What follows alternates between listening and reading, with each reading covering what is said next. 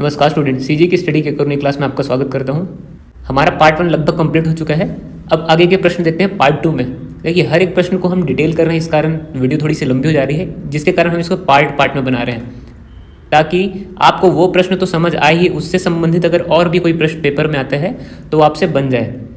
तो बढ़ते हैं हमारे अगले प्रश्न की ओर। अगला जो प्रश्न है उसको हम देखते हैं, काठियावाड़ प्रायद्वीप किस राज्य में है? तो देखिए, काठियावाड़ प्रायद्वीप जो बोल रहे हैं, इंग्लिश में इसे पेनिनसुला बोलते हैं, इसको याद रखेंगे, पेनिनसुला। तो प्रायद्वीपीय प्रदेश वो प्रदेश होते हैं जो कि 3 तरफ से पानी से घिरे होते हैं, समुद्र से या पानी से घिरे हुए होते हैं, और एक तरफ से भूभाग से लगे हुए होते हैं, उसको पेनिनसुला बोलते हैं। तो काठियावाड़ जो है वो गुजरात में उपस्थित है, और जो हमारा भारत भी है वो भी एक प्रकार का प्रायद्वीप है, क्योंकि 3 तरफ से पानी से घिरा हुआ है, जो कि दक्षिण पूर्वी और दक्षिण पश्चिमी इस साइड से पूरी तरीके से पानी से घिरा हुआ, समुद्र से घिरा हुआ, इसलिए उसे प्रायद्वीप भी बोलते हैं। बढ़ते हैं हमारे अगले प्रश्न की ओर। निम्नलिखित कथनों में कौन सा कथन असत्य है?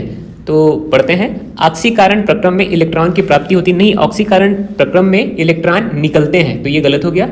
अगला, ऑक्सीकरण प्रक्रम में इलेक्ट्रॉन की हानि होती है, हाँ एकदम सही है ये। अगला जो है, अवकरण प्रक्रम में इलेक्ट्रॉन की प्राप्ति होती है, अवकरण या अपचयन दोनों एक ही है, तो ये भी एकदम सही है।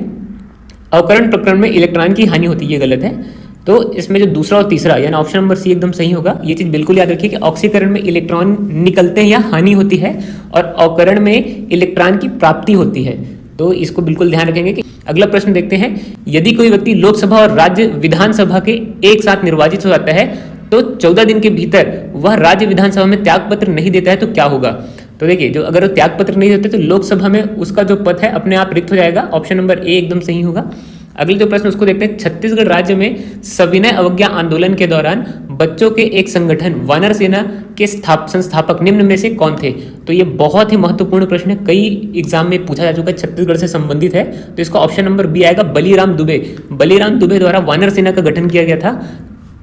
देखते हैं अगला प्रश्न, निम्नलिखित में से कौन सा 2017 में सोमालिया के नए राष्ट्रपति बने थे? देखिए, उतना इंपॉर्टेंट नहीं है क्योंकि ये करंट अफेयर से संबंधित था ये प्रश्न उस समय 2017 में, तो फिर भी जान लेते हैं। ऑप्शन नंबर जो सी है, मोहम्मद अब्दुल्ला मोहम्मद जो थे 2017 में सोमालिया के नए राष्ट्रपति बने थे। देखते हैं अगला प्रश्न क्या है, संविधान के अनुच्छेद 15(a) के विषय में क्या सही नहीं है? तो आपको सबसे पहले ये देखना पड़ेगा कि संविधान का अनुच्छेद जो 15 है वो किससे संबंधित है। अगर आप संविधान पढ़े होंगे तो आपको ये पता होगा कि संविधान का अनुच्छेद 15 जो है वो समानता के अधिकार से संबंधित है। देखिए, ये मौलिक अधिकार है, इसको भी बिल्कुल याद रखिए कि ये जो है मौलिक अधिकार है।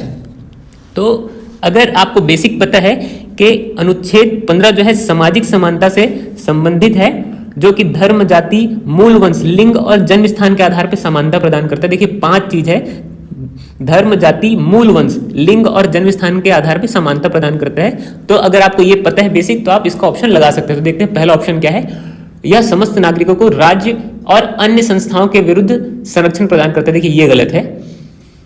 यह प्रत्येक नागरिकों को विभेद के विरुद्ध संरक्षण प्रदान करता है, एकदम सही। अभी मैंने पहले ही बताया कि समानता का अधिकार से संबंधित है, तो किसी प्रकार से भेदभाव नहीं कर सकते। अगला जो है, यह सभी नागरिकों पर लागू होता है, तो भारत के सभी नागरिकों के ऊपर यह लागू होगा समानता का अधिकार। ये लिंग और जन्म स्थान के आधार पर विभेदन को निषेध करता है, एकदम सही है। मैंने अभी जस्ट बताया कि धर्म, जाति, मूल वंश, लिंग और जन्म स्थान के आधार पर यह समानता का अधिकार देता है, तो इसमें ऑप्शन नंबर एकदम सही आएगा, अर्थात जो सही नहीं है वो पूछा है। अगला प्रश्न देखते हैं, निम्न में से किस दिल्ली सुल्तान ने आगरा का स्थापना किया था? तो ये हिस्ट्री से रिलेटेड प्रश्न है, भारत के इतिहास से। सिकंदर लोदी ने आगरा नगर की स्थापना की थी। देखिए, सिकंदर लोदी ने 1504 में आगरा शहर बसाया था और 1506 में उसे राजधानी बनाई थी। सिकंदर लोदी जो थे वो फिरोज शाह तुगलक के बाद दूसरे ऐसे धर्मांध शासक थे, तो इससे इंपॉर्टेंट फैक्ट बिल्कुल याद रखिए कि 1506 में राजधानी बनाई और 1504 में आगरा नगर को बसाया। अगला प्रश्न देखते हैं, किस ग्रह के चारों ओर वलय या छल्ला होता है? तो शनि ग्रह के चारों ओर वलय और छल्ला होता है। आपने अगर सौरमंडल की स्टडी की होगी या फिर कहीं भी इमेजिनरी शनि ग्रह की फोटो देखी है तो उसके चारों तरफ एक छल्ला बना हुआ आता है, जो कि उसके उपग्रह है उल्का पिंड जो चारों तरफ उसे घेरे हुए होते हैं, उनकी ग्रेविटेशनल फोर्स के कारण, उनके गुरुत्वाकर्षण बल के कारण, जो कि चारों ओर छल्ला या वलय बनाते हैं। बढ़ते हैं अगले प्रश्न की ओर। औद्योगिक नीति एवं संवर्धन विभाग और विश्व बैंकिंग द्वारा दी गई रैंकिंग के अनुसार भारत छत्तीसगढ़ के व्यापार करने में आसानी के लिए कौन सा स्थान दिया गया है? ये करंट अफेयर से संबंधित प्रश्न था, लेकिन इसको जान लीजिए, 4था स्थान दिया गया था उस समय। अगला जो प्रश्न उसको देखते हैं, छत्तीसगढ़ राज्य में निम्नलिखित में से किस स्थान पर 1857 का विद्रोह नहीं हुआ था? ये सबसे महत्वपूर्ण प्रश्न है अभी तक में। देखिए, जो सोनाखान विद्रोह है 1857 का विद्रोह है, संबलपुर का विद्रोह भी 1857 का विद्रोह है, उदयपुर का भी जो विद्रोह है 1857-58 का विद्रोह है। रायपुर में किसी प्रकार का विद्रोह नहीं हुआ था। इससे संबंधित एक और फैक्ट आप याद रखिए कि जो सोनाखान का विद्रोह है वो वीर नारायण सिंह के द्वारा हुआ था, जिन्हें 10 दिसंबर 1857 में रायपुर के जय स्तंभ चौक में फांसी दे दी गई थी। और इनको जो फांसी देने के लिए घोषणा की थी चार्ल्स एलियट ने की थी। तो जब इन्हें फांसी हुई 10 दिसंबर 1857 में, तो इससे इंपॉर्टेंट ये फैक्ट है कि स्वतंत्रता संग्राम के पहले शहीद कौन कहलाते हैं? वीर नारायण सिंह। और अभी आपको शायद रिसेंट याद होगा कि 10 दिसंबर में छत्तीसगढ़ में उनकी जयंती भी मनाई गई थी। प्रथम शहीद जो है वीर नारायण सिंह। और सोनाखान विद्रोह के बाद जो संबलपुर का विद्रोह, इसको भी याद रखिए कि सुरेंद्र साय ने संबलपुर में विद्रोह किया था। और जो उदयपुर का विद्रोह है वो कल्याण सिंह के द्वारा हुआ था, जो कि 1858 के आसपास हुआ था। तो ये तीनों चीज आप याद रखेंगे कि तीनों विद्रोह अलग अलग और 1857 से ही रिलेटेड है और कहां कहां हुए थे और किसके द्वारा हुए थे। अगला प्रश्न देखते हैं, निम्न के मध्य कौन सी विद्युत चुंबकीय तरंगे सर्वाधिक होती है? तो विद्युत चुंबकीय तरंगे दरअसल रेडियो तरंगों में होती है। इसको आप बिल्कुल याद रखिए, जो रेडियो तरंगे हैं वो सर्वाधिक तरंग दैर्ध्य वाली होती है। इसको हमेशा याद रखेंगे, इनकी तरंग दैर्ध्य सर्वाधिक होती है बाकी किरणों की अपेक्षा। अगला जो प्रश्न उसको देखते हैं, भारत का पूर्वी घाट किस प्रकार का पर्वत है? तो भारत के जो पूर्वी घाट है वो अवशिष्ट पर्वत है। इसको भी आप याद रखिए, भारत के जितने पूर्वी घाट हैं वो अवशिष्ट पर्वत से बने हुए हैं। अवशिष्ट पर्वत का कहने का मतलब जो कि फ्रिक्शन या फिर अपक्षय के कारण जो पर्वत का निर्माण होता है उसे हम अवशिष्ट पर्वत बोलते हैं। जैसे कि नीलगिरी पर्वत है, पारसनाथ की पहाड़ियां हैं या राजमहल की पहाड़ियां जो भारत के पूर्वी घाट में संबंधित हैं, ये सारी जितनी पर्वत हैं वो अवशिष्ट पर्वत हैं। अगला जो प्रश्न उसको देखते हैं, निम्न धातुओं को भूपर्पटी में प्राप्ति के आधार पर घटते क्रम में लगाइए। तो ये भी बहुत महत्वपूर्ण प्रश्न है। आपको इसमें देखना है कि कौन सा घटते सर्वाधिक कौन सा पाया। तो सबसे पहले पाया था एल्यूमिनियम, उसके बाद लोहा, फिर कैल्शियम, फिर सोडियम और फिर मैग्नीशियम। तो इसको आप याद रखेंगे, सबसे पहले एल्यूमिनियम है, फिर लोहा है, कैल्शियम है, सोडियम है, फिर मैग्नीशियम। तो इसके आधार पर आपका ऑप्शन क्या हो जाता है? तो एल्यूमिनियम फर्स्ट, सेकंड में जो है लोहा, तो पहला, तीसरा, तो ऑप्शन नंबर सी। इसके आधार पर आप लगा लीजिए, ऑप्शन नंबर सी आपका एकदम सही आएगा। अगला जो प्रश्न उसको देखते हैं, वर्ष 2011 में भारत की जनसंख्या क्या थी? तो वर्ष 2011 में जो जनगणना हुई थी उसके आधार पर भारत की जनसंख्या थी 121.02 करोड़ थी। ये जो है हमारी अगली जनसंख्या का समय, जनसंख्या गणना की समय आ चुका है। तो ये भी याद रखिए कि अब जनसंख्या से संबंधित जो प्रश्न है वो धीरे धीरे बदलते जाएंगे। तो इसको एकदम याद करके रख लीजिए कि जो 2011 में जनसंख्या हमारे भारत की 121.02 करोड़ थी। अगला जो प्रश्न उसको देखते हैं, वर्ष 2016-17 में कौन सी पंचवर्षीय योजना पूर्ण हुई है? सबसे महत्वपूर्ण प्रश्न ये भी है क्योंकि इससे संबंधित कुछ कुछ इंपॉर्टेंट फैक्ट को हम लोग देख लेते हैं। 2016-17 में पंचवर्षीय योजना कंप्लीट हुई, 12वीं पंचवर्षीय योजना है। इसको याद रखिए कि 12वीं पंचवर्षीय योजना कब कंप्लीट हुई? 2016-17 में। तो 2016-17 में जो पंचवर्षीय योजना थी वो 2012 से लेकर 17 तक 5 साल तक चली। इसका उद्देश्य था तेज, अधिक समावेशी एवं सतत विकास। तो ये सस्टेनेबल जो ग्रोथ है उससे संबंधित था, तेज, अधिक समावेशी, सतत विकास। इसका उद्देश्य बिल्कुल याद रखिए।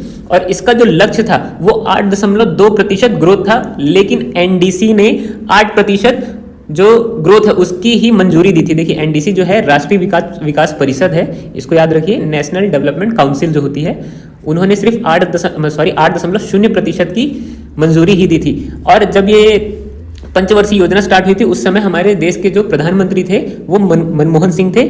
और इससे संबंधित एक और इम्पॉर्टेंट फैक्ट होता है कि ये जो है योजना, जितनी भी योजना है पहले योजना आयोग बनाता था और इस जो पंचवर्षीय योजना के बाद से नीति आयोग का गठन हुआ, जो कि आगे हमारे देश से संबंधित जितनी भी योजनाएं हैं नीति आयोग बनाएगी। तो योजना आयोग जो था 2014 में समाप्त हो गया, इसको भी याद रखिए। और 2014 से नीति आयोग की गठन हुआ। तो अगला जो प्रश्न उसको देखते हैं, किस प्रकार के पर्वत का निर्माण छिछले समुद्र से होता है? तो मोड़दार पर्वत का निर्माण छिछले समुद्र से। जब छिछले समुद्र की जो जमीन है वो आपस में मिलती जाती है तो वो आपस में जो जमीन है वो एक दूसरे से टकराकर मुड़ती हुई जाती है, जिसके कारण जो वहां पे का भूभाग होता है वो ऊपर की ओर बढ़ते जाते हैं। जैसे कि हिमालय पर्वत का निर्माण हुआ है, तो ये एक नवीनतम पर्वत है जो कि मोड़दार पर्वत है। इस प्रकार के पर्वत का निर्माण होता है, इसको भी बिल्कुल याद रखिए। अगला प्रश्न देखते हैं, राष्ट्रीय भूभौतिकी संस्थान द्वारा प्रस्तुत सर्वेक्षण के अनुसार निम्नलिखित में से किसका भंडार संभवतः रायगढ़ में है?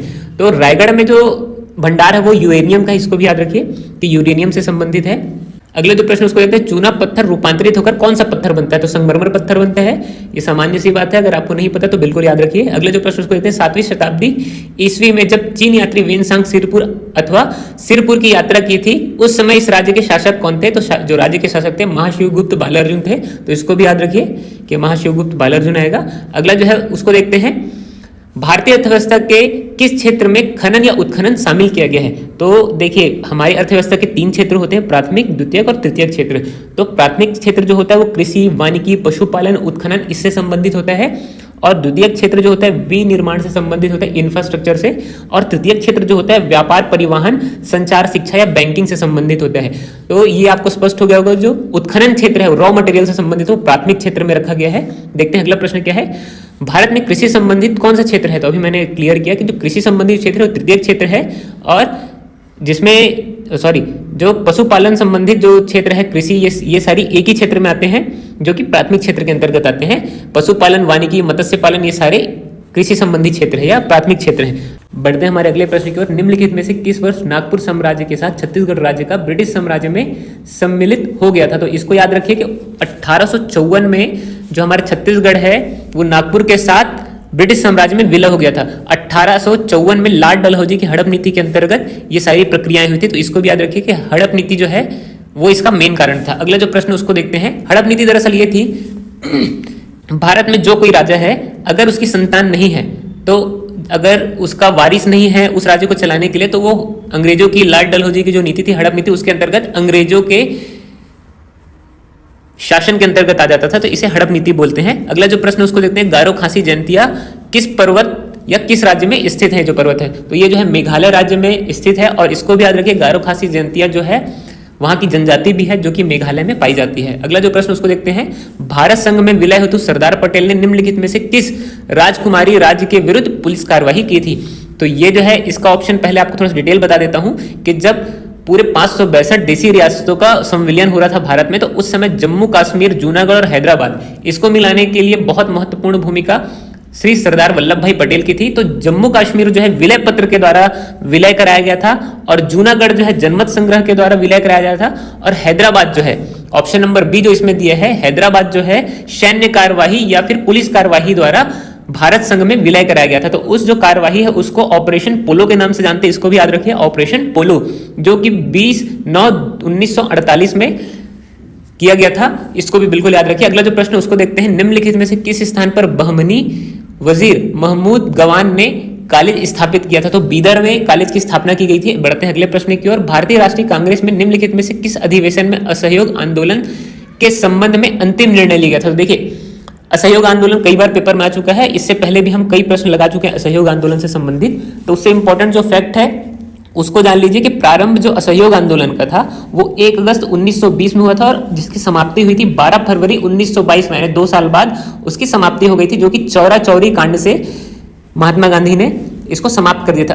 असहयोग आंदोलन जो है महात्मा गांधी द्वारा चलाया गया एक आंदोलन था, जो कि कांग्रेस के जो अधिवेशन है, जो कलकत्ता के अधिवेशन में उसका शुरुआती प्रस्ताव पारित किया गया था, जो कि सितंबर 1920 के आसपास की बात है, जिसके अध्यक्ष लाला लाजपत राय थे। लेकिन इसको पूर्ण जो सहमति है नवंबर 1920 के वार्षिक सम्मेलन में मिली हुई थी, जिसके अध्यक्ष थे वीर राघवाचारी, और ये जो सम्मेलन हुआ था वो नागपुर में हुआ था। इसको भी याद रखिए कि उसको जो अंतिम रूप से जो निर्णय लिया गया था वो नागपुर के अधिवेशन में लिया गया था, जो कि 1920 में ही था, जिसके जो अध्यक्ष थे वीर राघवाचारी थे। इसको भी याद रखिए, असहयोग आंदोलन को पूर्ण समर्थन यही दिया गया था। बढ़ते हैं हमारे अगले प्रश्न की ओर, और ये भी याद रखिए कि 1920 से 22 तक चला था, यानी 2 साल चला था, और चौरा चौरी कांड के कारण ये महात्मा गांधी द्वारा समाप्त कर दिया गया था।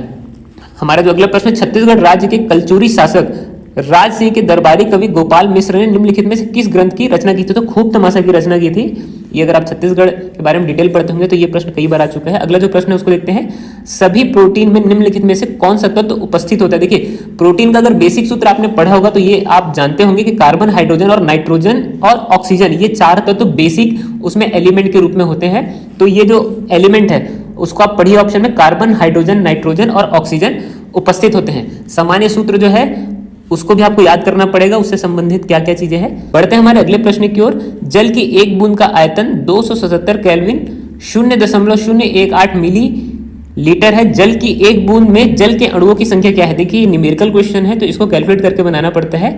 तो इसका आंसर आएगा 6.023 गुणित 10 की घात 20 आएगा। ये जो ऑप्शन नंबर ए है एकदम सही होगा। इसको डिटेल से हम आपको अगली वीडियो में बता देंगे, इस प्रश्न का जो डिटेल है, क्योंकि थोड़ा सा लंबा हो जाएगा। अगला जो प्रश्न उसको देखते हैं, जब कांग्रेस द्वारा सविनय अवज्ञा आंदोलन प्रारंभ किया गया था तो उस समय भारत के वायसराय कौन थे? देखिए ये चीज भी याद रखिए। अभी थोड़ी देर पहले हमने असहयोग आंदोलन के बारे में पढ़ा, तो असहयोग आंदोलन के बाद जो है अगला जो आंदोलन गांधी जी द्वारा चलाया गया था तो उसका नाम क्या है? सविनय अवज्ञा आंदोलन। तो सविनय अवज्ञा आंदोलन से संबंधित कुछ कुछ चीज आप जान लीजिए कि 1930 में सविनय अवज्ञा आंदोलन चलाया गया था। उस समय जो लॉर्ड इरविन थे वो वायसराय थे अंग्रेजों के या हमारे भारत के, और सामान्यतः जो दांडी मार्च है नमक कानून तोड़ने वाला, तो इसको भी आपको पता होना चाहिए कि ये सविनय अवज्ञा आंदोलन से संबंधित है। सविनय अवज्ञा आंदोलन में ही ये दांडी मार्च सम्मिलित है। तो 12 मार्च में दांडी यात्रा शुरू हुई थी 1930 में, जो कि गांधी जी द्वारा चलाया गया था। अगला जो प्रश्न उसको देखते हैं हम, शिवाजी की प्रशासनिक व्यवस्था में निम्नलिखित में से कौन सा अधिकारी विदेशी मामलों का प्रभारी था? तो सुमंत जो है, सुमंत जो है वो विदेशी मामलों का अधिकारी था। ये ऑप्शन में दरअसल यहाँ पर मैंने मिसप्रिंट कर दिया है, तो सुमंत को याद रखिए, जो कि विदेश संबंधी जितने भी मामले थे उसका प्रभारी था। अगला प्रश्न देखते हैं, वर्ष 1920 में महात्मा गांधी के छत्तीसगढ़ राज्य के प्रथम आगमन के समय उनके साथ कौन था? तो मौलाना शौकत अली दरअसल महात्मा गांधी जी के साथ हमारे छत्तीसगढ़ में आए थे। इससे संबंधित और इंपॉर्टेंट फैक्ट आप याद रखिए। तो इससे इंपॉर्टेंट फैक्ट ये निकल के आता है कि 20 दिसंबर 1920 में गांधी जी जो है छत्तीसगढ़ में उनका प्रथम आगमन हुआ था। तो उस समय मौलाना शौकत अली उनके साथ थे। अगर ऑप्शन में सुंदरलाल शर्मा होता तो वो भी आंसर जो है एकदम सही होता, उनके साथ सुंदरलाल शर्मा भी थे। तो ये महत्वपूर्ण फैक्ट इससे निकल गया था। उसके अलावा गांधी जी की जो दूसरी यात्रा है उसको भी आप याद रखिए कि 22 से लेकर 28 नवंबर 1933 के समय गांधी जी की छत्तीसगढ़ का दूसरा जो दौरा था वो हुआ था। ये दो इंपॉर्टेंट पॉइंट बिल्कुल याद रखिए। और उस समय जो है गांधी जी हमारे छत्तीसगढ़ में अछूतो उद्धार के लिए कार्यक्रम के लिए आए थे। उससे संबंधित एक और महत्वपूर्ण प्रश्न ये निकल के आता है कि अछूतो उद्धार में हमारे छत्तीसगढ़ में जो कार्यक्रम है किसने चलाया था? तो अछूतो उद्धार का जो कार्यक्रम है वो पंडित सुंदरलाल शर्मा द्वारा हमारे छत्तीसगढ़ में ऑलरेडी चलाया जा रहा था, जिसके कारण गांधी जी ने उन्हें अपना गुरु माना था या उनको अपने अग्रिम माना था। इसको भी याद रखिए, ये बहुत महत्वपूर्ण फैक्ट है जो एग्जाम में आते हैं। अगला जो प्रश्न उसको देखते हैं, ग्रामीण विकास के साथ कौन सी योजना संबंधित नहीं है? तो ग्रामीण विकास उपरोक्त में से कोई नहीं, क्योंकि जो ग्रामीण विकास है, प्रधानमंत्री सड़क योजना ये भी ग्रामीण से संबंधित है, प्रधानमंत्री आवास योजना ये भी ग्रामीण से संबंधित है, प्रधानमंत्री फसल बीमा योजना ये भी ग्रामीण से संबंधित है। अगला जो प्रश्न उसको देखते हैं, प्रधानमंत्री उज्ज्वला योजना में निम्नलिखित में से किसका मुफ्त वितरण हो रहा है? तो एलपीजी का मुफ्त वितरण हो रहा है, इसको याद रखिए। ये सभी देख करके आप कहीं ये सभी को न लगा दें। अगले जो प्रश्न उसको देखते हैं, वर्ष 1905 में गोपाल कृष्ण गोखले द्वारा निम्नलिखित में से कौन सा संगठन स्थापित किया गया था? इसमें आएगा option number D, servant of Indian society. तो ये भी याद रखिए। इससे संबंधित और भी वीडियो कंटिन्यू आते रहेंगे। व्यापम के जितने भी प्रश्न है वो हम कंटिन्यू डिटेल से लगाते हुए चलेंगे, ताकि व्यापम के और भी कोई पेपर, तो अगर इससे संबंधित कोई भी प्रश्न आता है तो आपसे बन जाए। और ये भी याद रखिए कि आपको पैटर्न भी क्लियर होता जाएगा कि छत्तीसगढ़ जो व्यापम वो किस प्रकार के प्रश्न आपसे पूछता है। मिलते हैं अगली वीडियो में, तब तक के लिए पीस आउट।